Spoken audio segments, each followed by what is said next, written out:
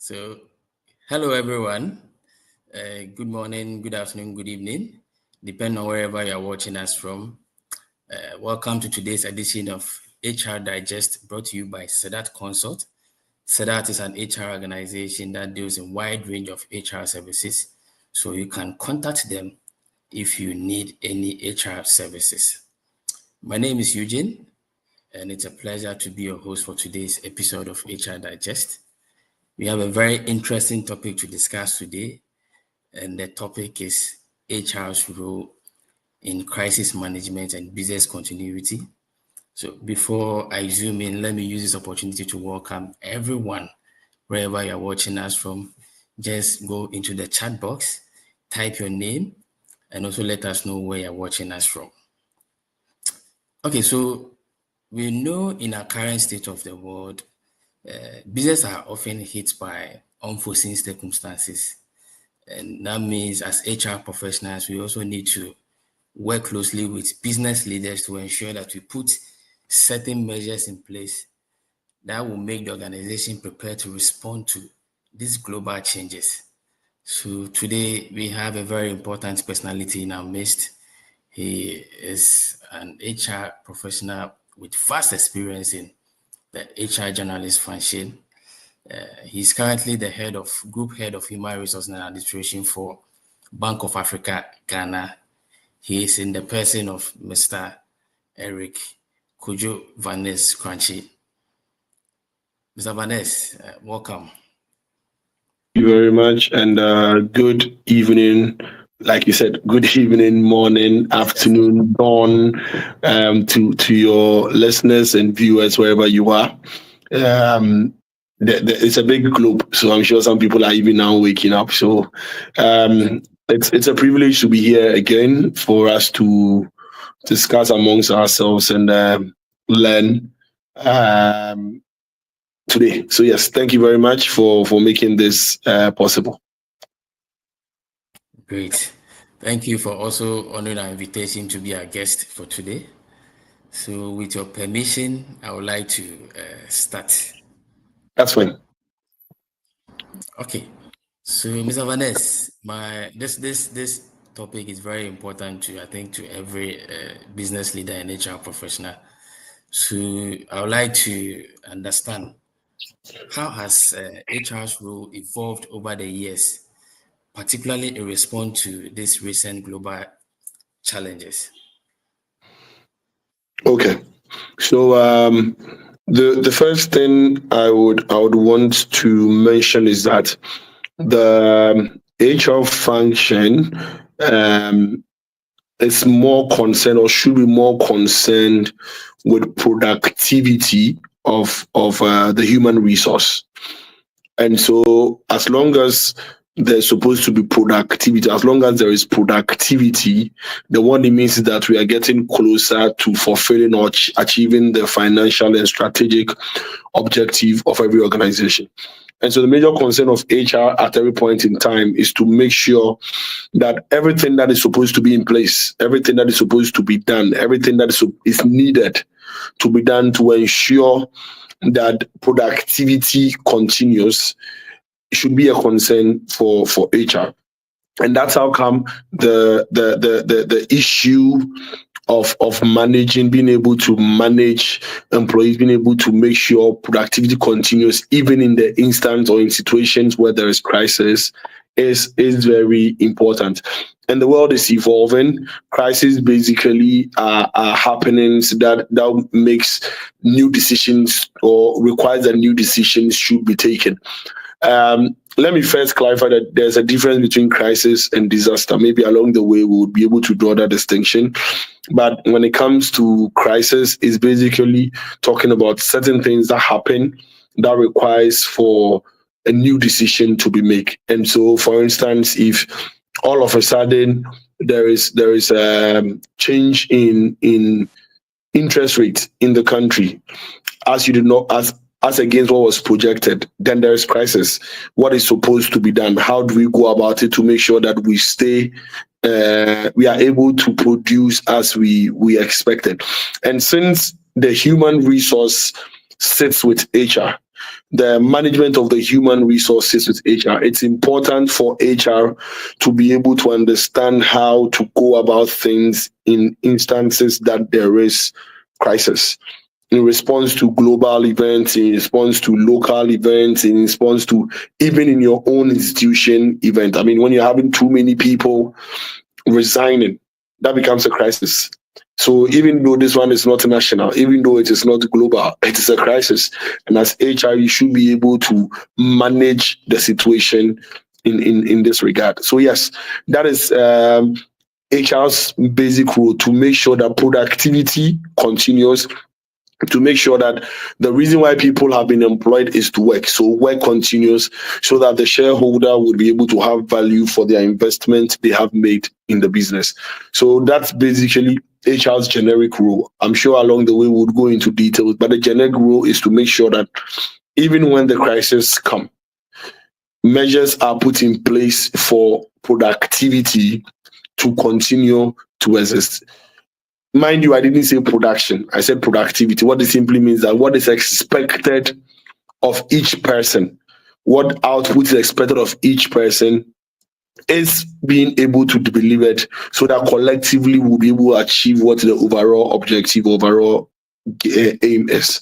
So that's basically, in a generic sense, what the role of HR is in regards to managing crisis in response to events that happen.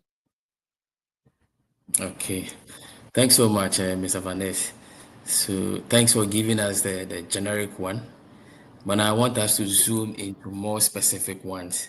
Mm. So some of the strategies that HR professionals can actually put in place to help in crisis management, because business must continue despite what happens. The business must continue. So what are some of the things, the strategies that HR can put in place to ensure that in crisis management, business still continues? Okay, so the key to note is that in every function in a company, or in every department in a company, or in all the things we do, there are certain activities that we call critical, and there are some who are not critical. So the first step for every HR at every point in time is to be able to define for every department which jobs are critical and which jobs are non-critical. Not essential, but critical. But everybody's job is essential. But we're talking about critical. So critical in the sense that if everything comes to a standstill, which particular jobs do we still need to get running so that we'll be able to give the end result the way we want it? So first point is identifying critical activities. Now, when you identify the critical activities, the next thing you need to ask yourself is, what resources will be needed to run these critical activities in the event that there is crisis? Resources can include being able to train other people on other skills. Resources can include being able to make available alternate working sites. Resources include being able to make arrangements for movable or portable logistics, like a laptop instead of a desktop, which means that you probably have to look for giving people internet access and all those things, being able to make provision for people to work from remote locations. So once you identify what the critical areas are, next is what resources are needed to be able to run these critical services when crises happen. Now, if you're able to get these two in place, these two information in place, it would inform you on, one, what gaps exist in your organization. So for instance, when you do analysis and realize that, look, when there's crisis, function A, function B, function C are the critical services that needs to run. However, function A, function B, function C can only run if the people are physically present at the office. It can't run when the person is at home. But if the crisis that happens is such that there is challenge with mobility, what do we need to do so the person can be able to work from home? If it is connectivity issue, can we get what we call the VPN? Forgive me, I don't know the full word, but I use VPN over the time. Can we get a person VPN so the person can work from home as if the person is on a local network? If that is the case, then that logistic arrangement has to be made to be available at every point in time for the day that it will be needed. If everybody in the company is using a desktop, if I'm supposed to work remotely, or if there's a crisis and I can't come to the office, can I work from home using a desktop in the office? No.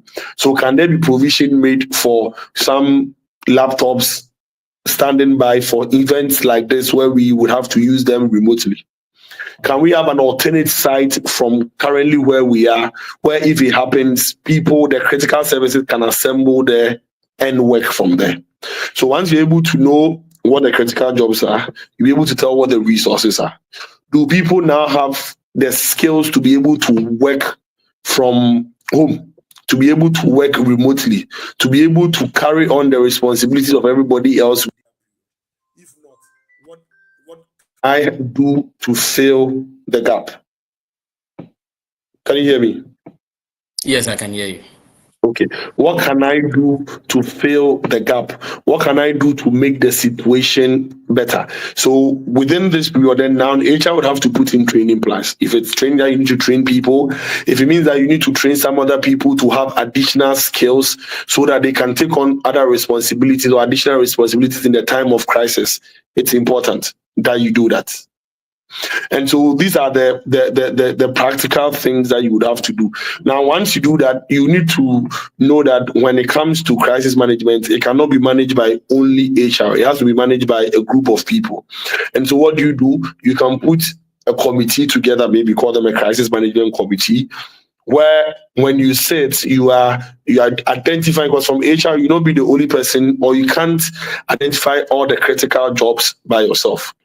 And so if you're able to put a crisis committee together, they will be able to tell you in every department or in every function which jobs are critical.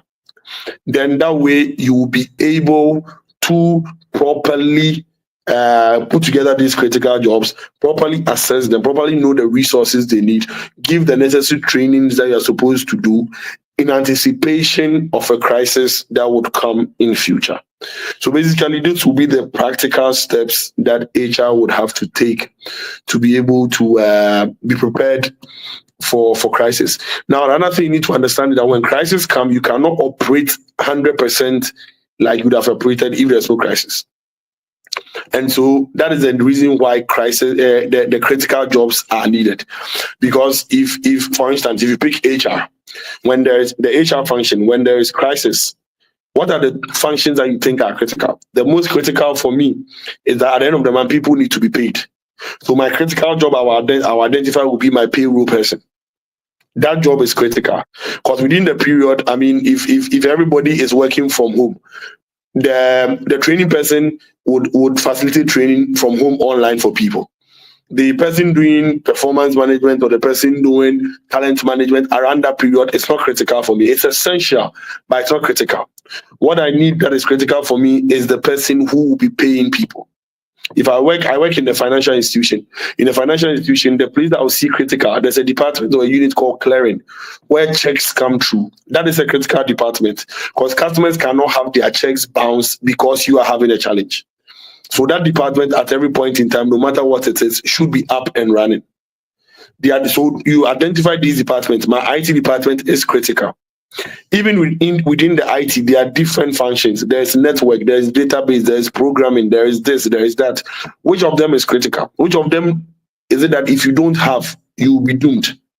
That is the one you identify. So once you identify all these ones and you put them together, now you know your critical functions and services.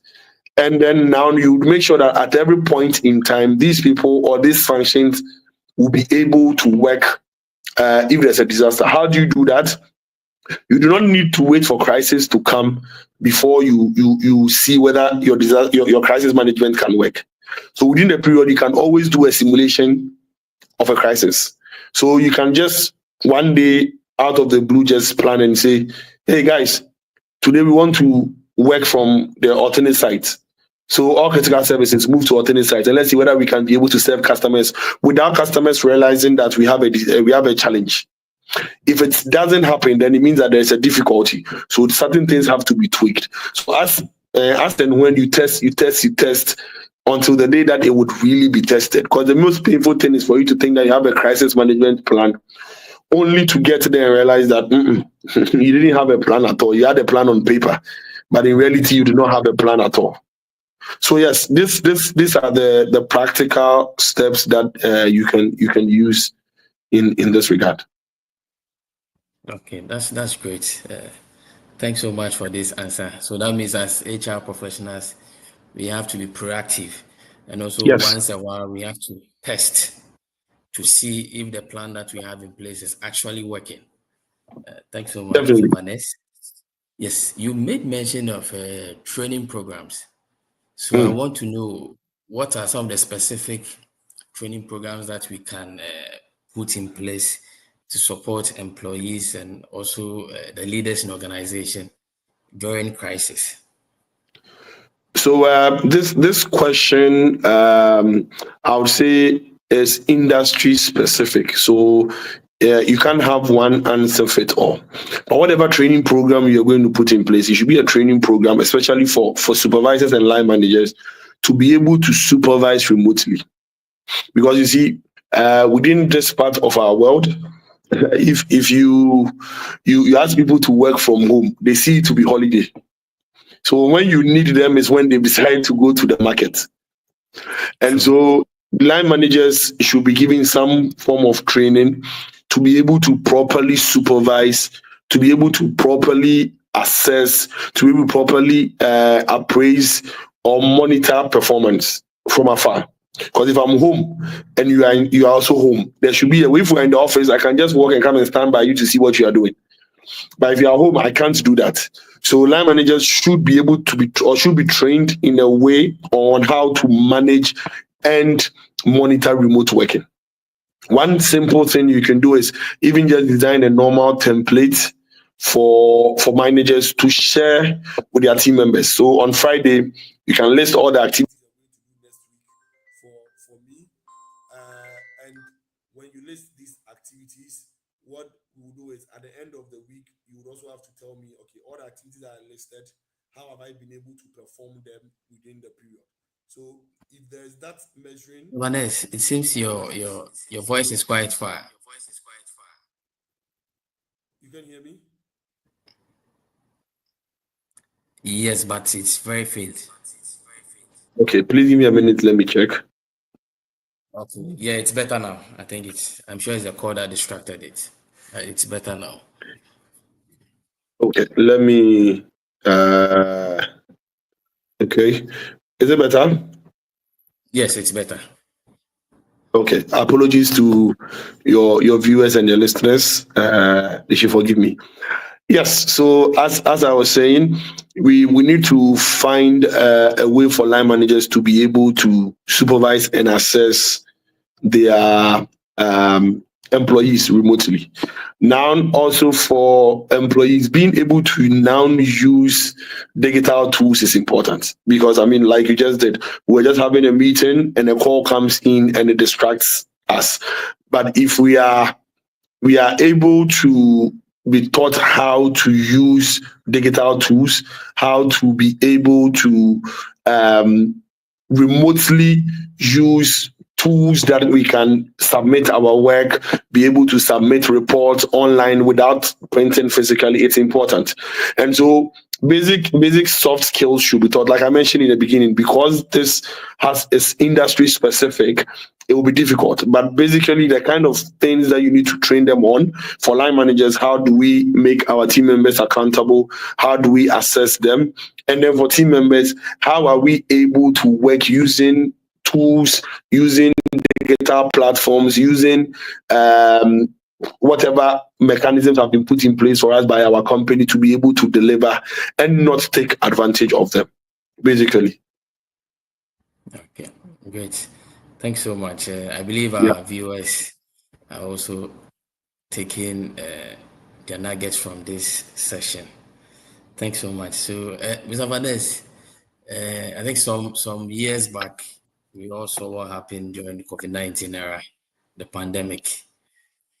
how some organizations suffered and how some were able to react positively to it. Yeah. Can you share some personal lessons that you picked during Mm. this pandemic era? If you can share that with our listeners. One personal lesson I learned was when I was following up on a report from my team member, and when I called her, I could hear in her background, yes, in twos, yes, in twos, yes, in twos. It was that day that I realized that wow.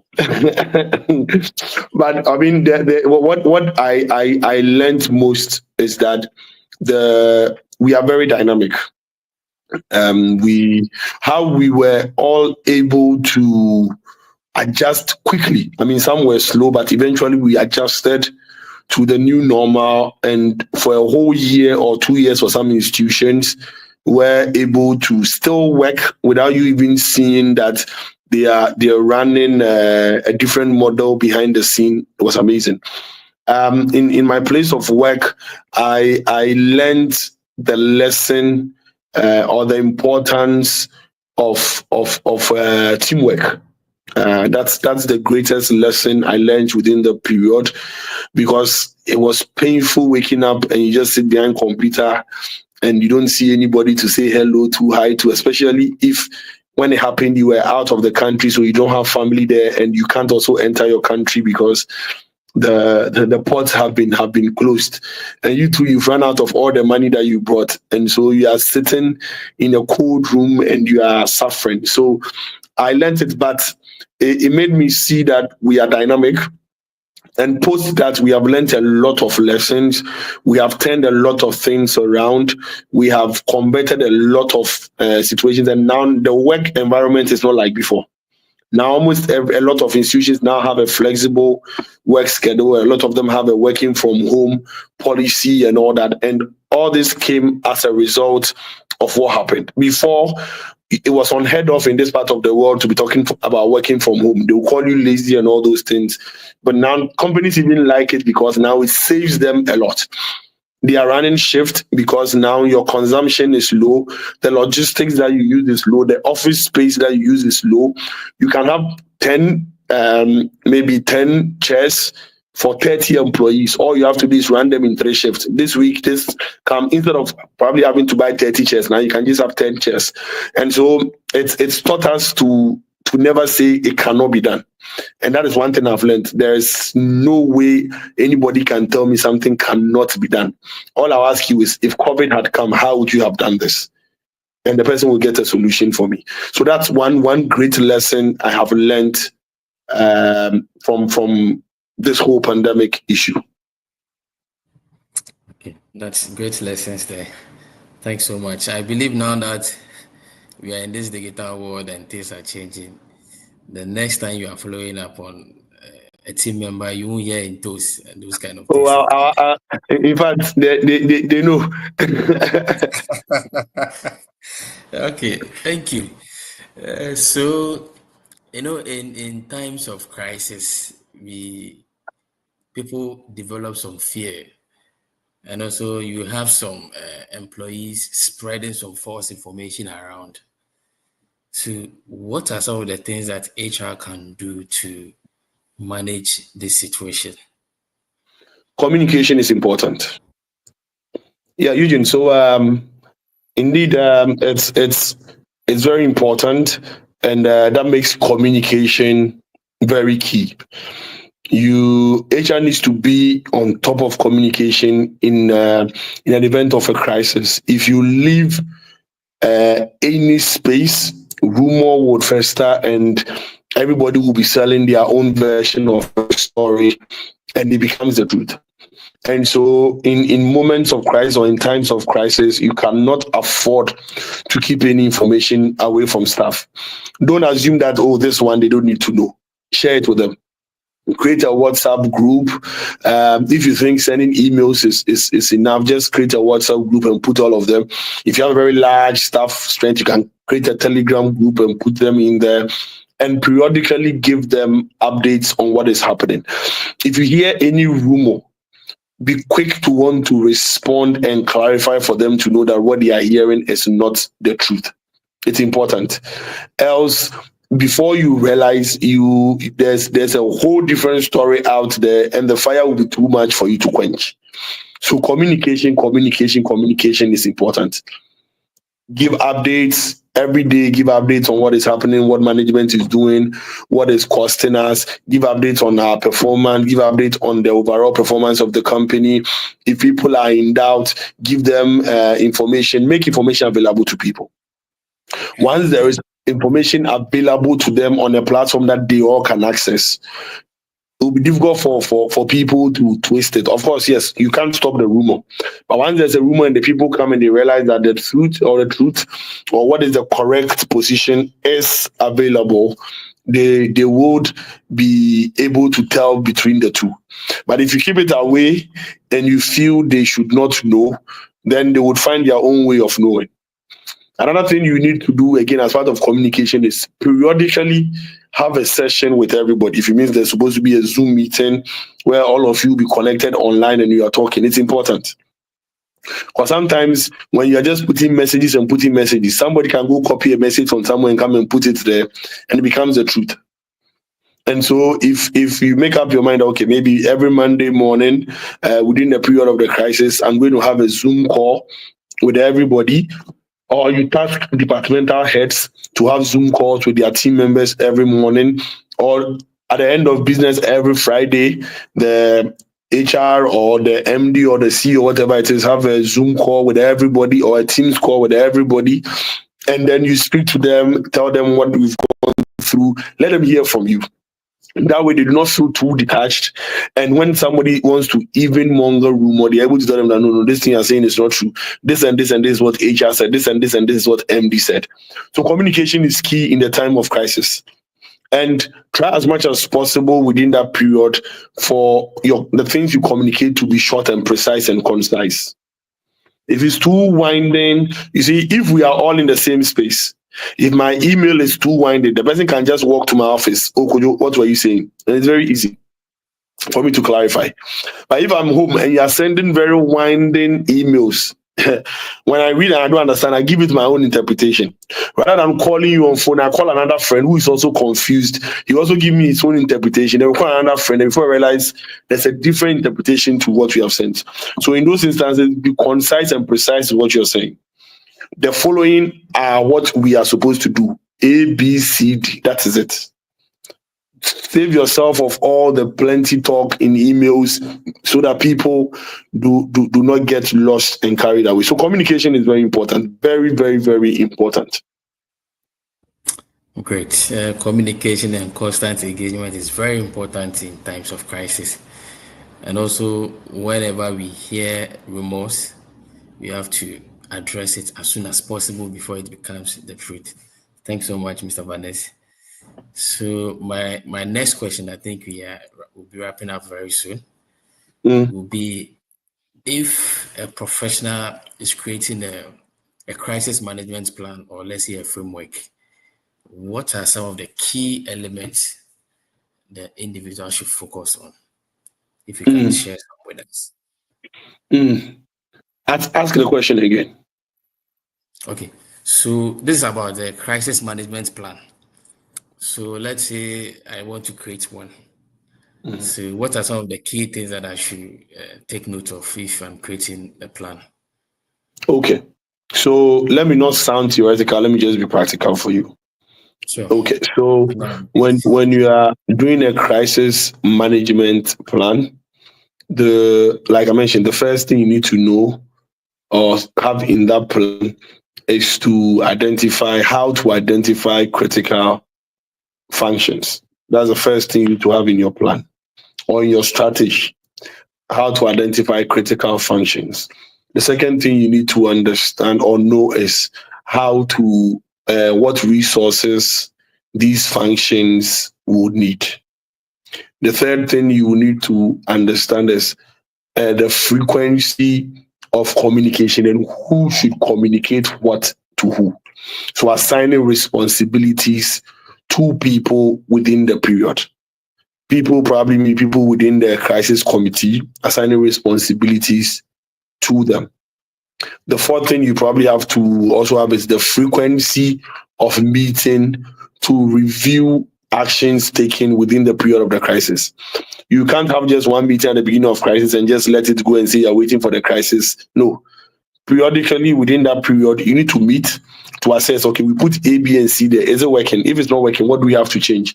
So you need to define the frequency of having your crisis review or crisis management committee meetings. You need to also have what we call a call tree.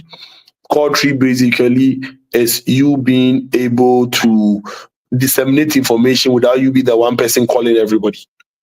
And so if I make a call to two people and I call them and probably I give them a code alert to say disaster or to tell them that red alert, they should understand that once I've said red alert, it means we are not coming to work this week. Once they get that information, what are they supposed to do? Who are they supposed to call? So everybody in the call tree is supposed to know that when you get the information, you need to do A, B, C, and D. Does the call tree permit you to just put messages on a WhatsApp, or you need to call people to make sure they have heard what you are saying? The strategy or the plan needs to have that in place. Then the plan also has to have its cost implication. Because if you're going to ask people to probably work from home, that means now you're going to increase in bandwidth, you're going to acquire new logistics. So that cost implication has to be done. And then yes, basically, I think these are the basic functions or the basic lines you can have in your crisis management strategy or plan. You can make it complicated, you can make it a bit complex, but once you have these things in there, it's able to address the basics of the management of the crisis. Okay, great. Thanks so much, Mr. Vanessa. So, our viewers and listeners, if you can, if you have questions to ask, you can drop it in the chat box, and at the right time, Mr. Vanessa will address them. Okay, Mr. Vanessa, my last question, then wrap up.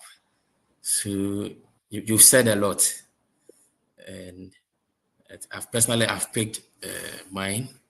So I want you to give a Can I general be advice. can I be the host for 1 minute? Sure. You said personally you've picked yours, so tell me the three things you have picked. Forgive me, the teacher in me is working. So one thing that I've picked, I would say the rumor bit.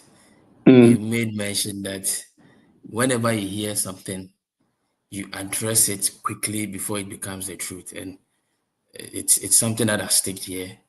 And I'm sure going forward, I'll also put it in practice. And also in crisis, communication and engagement is very important because people need to know the state of the organization. People need to understand what is going on, and people also need to know the plans the company have for them in this Right. crisis time. So it's very important to also do that, and also being proactive as professionals. We don't have to wait for the crisis to happen. We have Yes. to once in a while do a draw, like you mentioned the other time. That okay, so this time let's just work here and see if we won't have any challenges. So I think it's very important for HR professionals to also be proactive in certain times so that we are prepared whenever crisis come. Good. So, Mr. You done good. Vanes, Good. Good. I'll mark you. I'll mark you 9/10. okay. So now we want to hear from you an advice, a general advice that you have for HR professionals. So far So, as this any HR professional listening to me, when you go to work tomorrow, or when you are at work tomorrow, ask yourself one question. Only one question.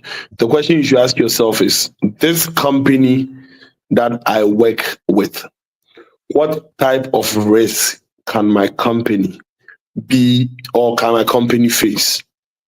That's the basic question to ask. That is where you start the crisis management discussion from. Ask yourself, so this company, what risk or what types of risk can we face? If you start answering that one, then now the next question would be, how can we respond if this happens? If you look around and realize that if this thing happens, we cannot respond, then it means that you need to have a crisis management plan. So I'm speaking to all those of you typing your comments in the chat box. This is straight to you tomorrow. Ask yourself that same question. Okay, take a piece of paper and a pen, and list the various risks, the potential, the things that can come and distract your service or your output or your business or whatever it is, and ask yourself by one, if this particular one happens, as it is today, can we respond? If no, then now you ask your next question: what do we need to do to be able to respond if it happens? And that is where you have your crisis management plan.